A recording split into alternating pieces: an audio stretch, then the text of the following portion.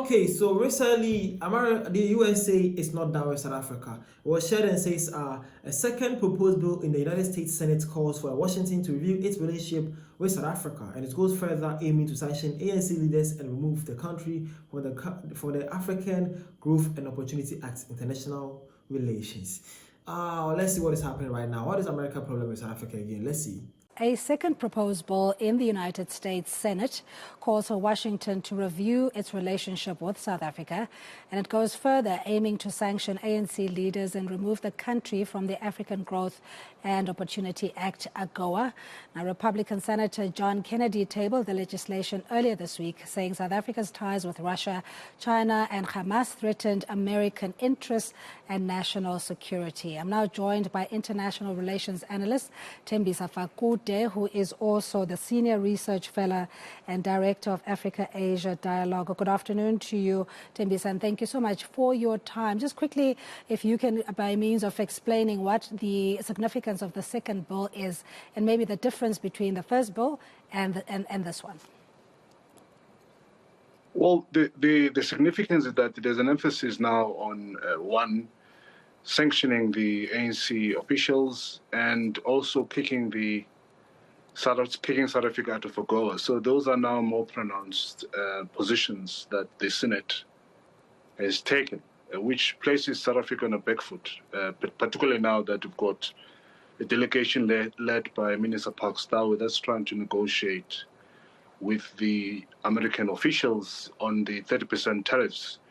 Now you have these parallel processes taking place, which means, therefore, that South Africa will be fighting these burning fires on all directions. And one wonders whether they will manage to do so, given that this time when the senior leadership of government will be in the United States, they'll focus mainly on the United Nations General Assembly. And this one, of course, would have expected that it's the moment that you could have one-on-one discussions with their counterparts in the United States. Minister Parkstyle left a week earlier, and hopefully those negotiations that has been carried on or has been having with the officials will yield result. But by the look of things, it seems as if the decision has already been taken, even though unofficially not announced yet. But I doubt if South Africa will really push back or convince officials to rescind on their decision. Okay, so basically, that is it. Another Senate is also out there trying to send a new bill to the U.S. Congress.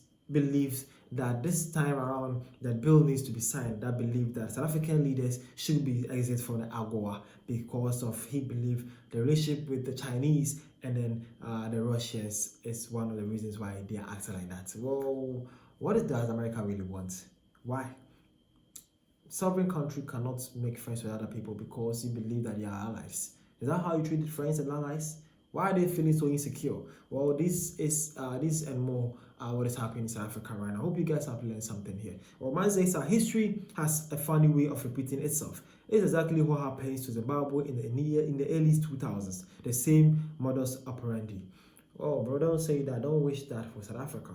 I know Zimbabwe will get by its feet though. Same with South Africa. The South Africa is stronger than ever, and things will be fine with them. Man is saying that South Africa is heading a Zimbabwean way, which I don't believe. I know you two don't believe, and I hope it don't be like that. And I know Zimbabwe will also get back at its feet also. Nothing will happen to any of these countries. Things will be better for them. Again, man says, I need USA to put South Africa on visa restrictions. It will massively help us clean out foreigners. Many of us South Africans are not interested in traveling to the USA. Oh, really? You wish that? And again, man says that the damage and betrayal that the AfroForum caused is unforgivable. As South Africans, we need to punish such groups that spread false propaganda. May BRICS partners find a quick resolutions in assisting us. Well, man is saying that these all are the fault of the AfroForum, and he thinks it's about time these people need to be brought and then be punished, because what they do is actually going to have a big effect or bad effect on South Africa. Again, man says that the bigger clause is about removing South African from the AGOA, the African Growth and Opportunity Act. That is not about ANC leaders, but that's about cutting provincial trade assets for the entire country. It will hit exports, jobs, and the wider economy, not just politicians. But that's so true. That is the most dangerous part of this whole conversation. not only South African politicians are going to face this, it's actually going to be an economic situation that's strange, that's going to really worry the South African economy. And this is not something we all will hope for. No. Again, my sister, if Burkina Faso can make it, what about South Africa? ANC, don't forget what we fought. So many people died for this freedom. Well, that is South African is feeling so bad about that. He's saying that this is so bad. He says Burkina Faso have been able to be freed from most colonial rules, so most of these hindrances. What is stopping the South African people also? He's saying that a lot of people really fought for the freedom of South Africa right now. This is not about time to lose it, and it's not about time to face a lot of hardship again. The ANC needs to set up. These is more some saddest things and saddest points and we are hearing today. The name is Vashi. Thank you for your time and see you guys for more news about Africa. Thank you.